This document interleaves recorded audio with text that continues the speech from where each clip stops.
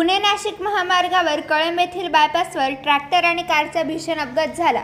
या अपघातात ट्रॅक्टर पलटी होऊन त्यातील ट्रॅक्टर चालकाच्या बाजूला बसलेला कराड येथील रहिवासी असणारा 44 वर्षीय किशोर पाटील हा जागेवरच मृत पावला, तर कारमधील 5 जण गंभीर जखमी आहेत।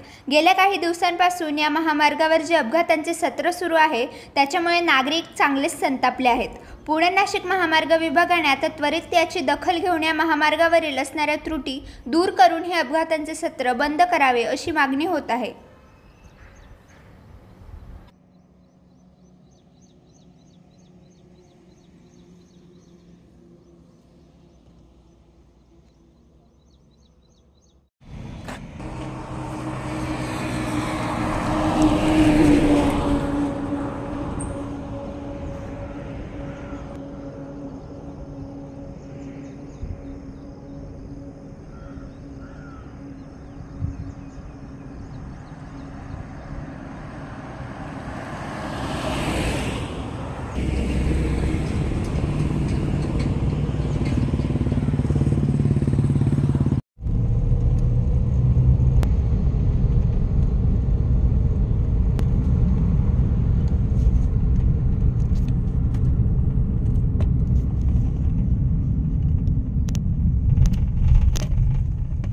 ही कार मागून आली, मी पुढे चाललो होतो ट्रॅक्टर घेऊन।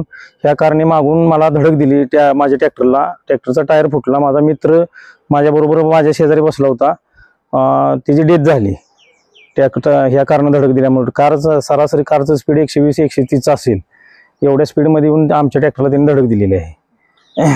तिथं प्रकार घडला तेव्हा रात्री तिथं काय स्पीड ब्रेकर नव्हते किंवा तिथं रिफ्लेक्टर नाही, स्पीड ब्रेकर नाही पुढं, आणि आम्ही आमच्या साईडने चाललोय अगदी बाहेरल्या पट्ट्यात, आम्ही शेवटच्या टप्प्यात ट्रॅक्टर असल्यामुळे तरी असले एवढे ह्याच्यात येऊन ते कारणे आम्हाला धडक दिलेली आहे, आणि माझ्या मित्राचा त्यात जीव गेलेला आहे।